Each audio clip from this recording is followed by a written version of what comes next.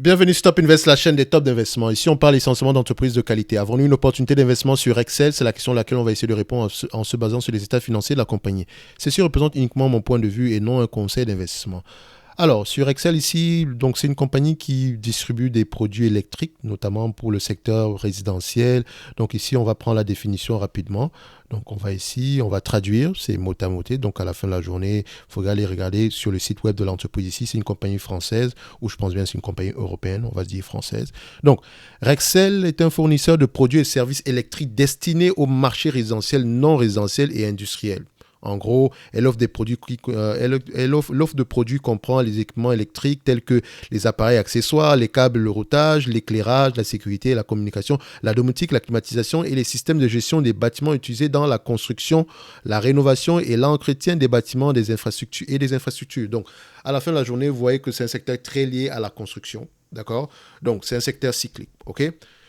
Alors, une fois que j'ai cette information, si vous savez que notre analyse est légèrement basée sur le revenu, la croissance du revenu, le PER moyen, le free cash flow moyen, la dette nette, ainsi que le dividende, la qualité de dividende, si dividende IA.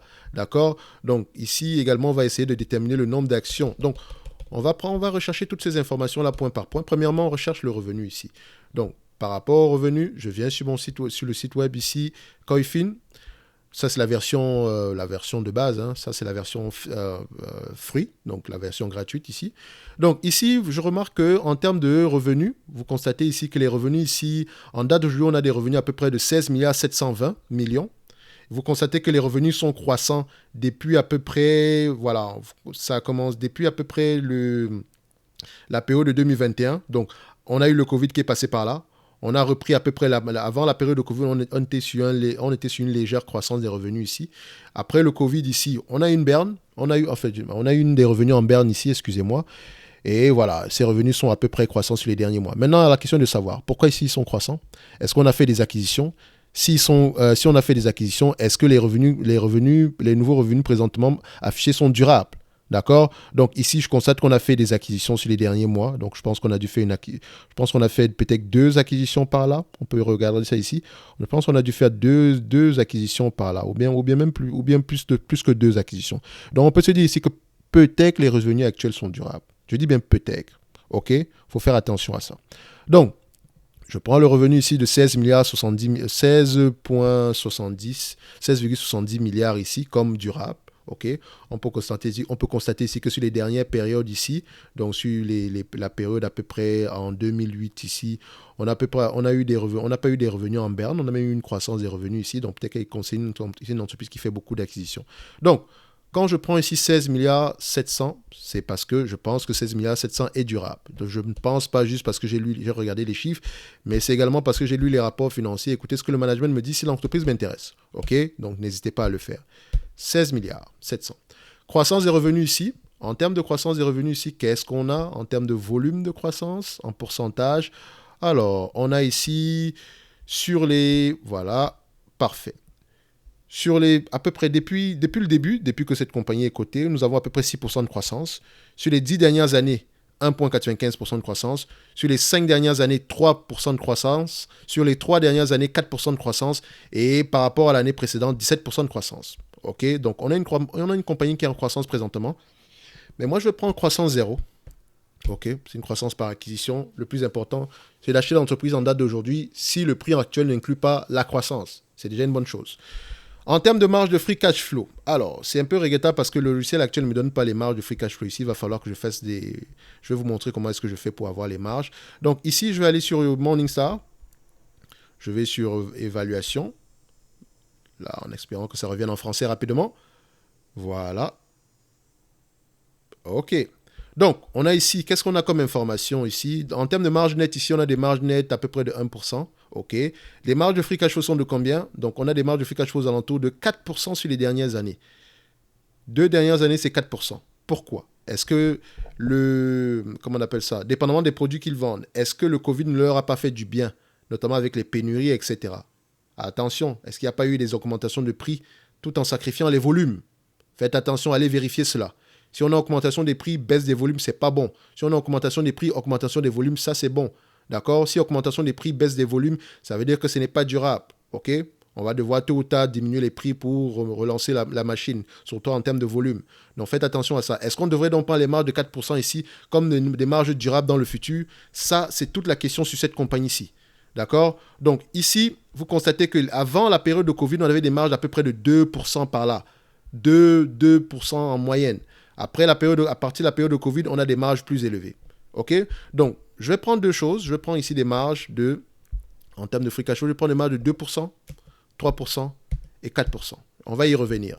Le PR moyen ici, c'est une entreprise ici qui peut s'échanger généralement. Voilà. C'est une compagnie cyclique. Il ne faut pas oublier. C'est vrai également que les marges de free cash flow sont généralement moins. Les PER ici prennent en considération les bénéfices nets ici. Donc, c'est-à-dire que ne donnent pas généralement la bonne information par rapport à l'entreprise. Parce que les free cash flow sont généralement 2 fois plus élevés que les bénéfices nets. Donc, ici, quand on voit en moyenne 20 fois les bénéfices, ici, on peut se dire que c'est 10 fois les bénéfices. Donc, attention. Donc, ici, pour cette compagnie, dans cette industrie-ci, voilà. Je ne paierai pas plus de 17 fois les bénéfices. Et là, je suis trop gentil même. Parce que je me serais arrêté à 15 fois les bénéfices maximum. Parce que c'est une compagnie cyclique. OK? Donc, je vais même me dire 15 fois les bénéfices. Parce que là, je fais déjà beaucoup de concessions. Je vais prendre 15 fois les bénéfices. OK? On va se limiter là. Au niveau de la dette nette. Le niveau de la dette nette ici, nous avons ici comme information sur la dette nette. Alors, ici, on vient sur dette nette. Dernier trimestre, on a une dette nette aux alentours de 3 milliards. OK, parfait. Alors, 3 milliards ici. On va voir si le logiciel qu'on va utiliser tantôt pour faire l'évaluation va nous mettre également 3 milliards. 3 milliards.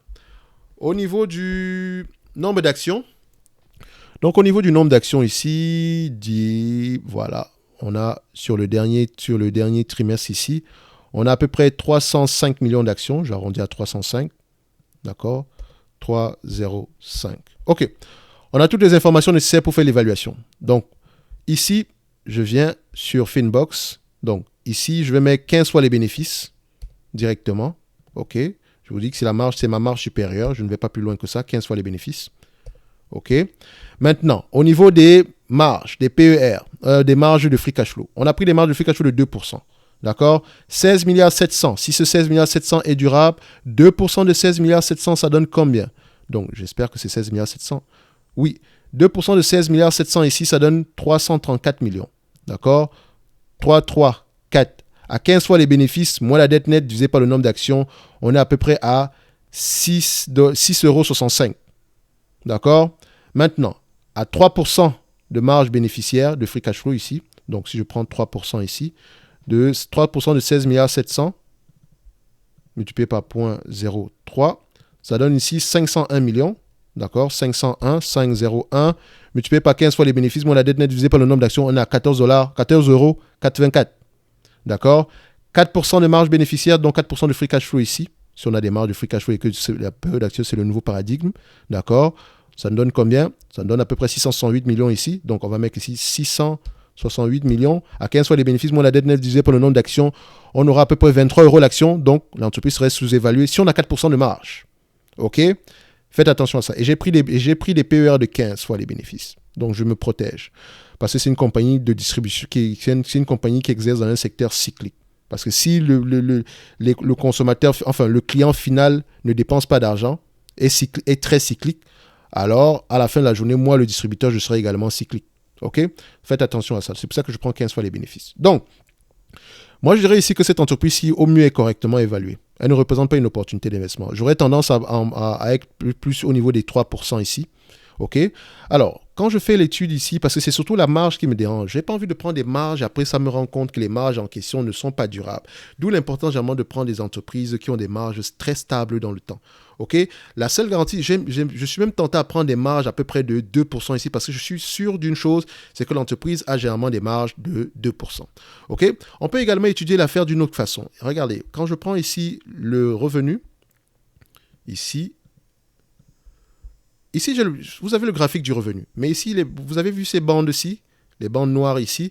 En fait, ce sont la moyenne des revenus, d'accord, avec un écart type en haut, un au-dessus, avec deux écarts type au-dessus, d'accord. Donc, qu'est-ce que ça nous donne? La moyenne des revenus ici, depuis au moins 1999, est de 10 milliards, d'accord. Le premier écart type, un écart type au-dessus, c'est 13 milliards. Et le second, c'est 17, c'est à peu près aux alentours de 17 milliards. Si je ne me trompe pas, exactement. Donc voilà, c'est 17 milliards 448. Enfin, 17 milliards 480, excusez-moi. Alors, ce que je vais faire, c'est que je vais réduire le temps ici. Je vais le mettre sur les 10 dernières années.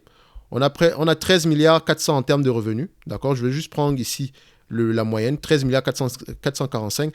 Et ici, c'est la bande des free cash flow. Également uniquement à la moyenne. Donc, si je prends ici, quand on a des revenus de 13 milliards 445 ici, en moyenne, sur cette période de 10 ans, avec des free cash flow de 369 millions, en moyenne également, sur cette période de 10 ans, ça nous donne une marge de combien? 450. On a des marges de combien? 2,70%. OK? On se rapproche du 3%. Sur les 5 dernières années, d'accord? On a des revenus de 13 milliards 700 et on a des free cash flow on a des free cash flow à peu près de 467 millions. D'accord? Quand je prends 4, 6, 7 divisé par 13 milliards 700, ça me donne ici 3%, 3,40%. OK?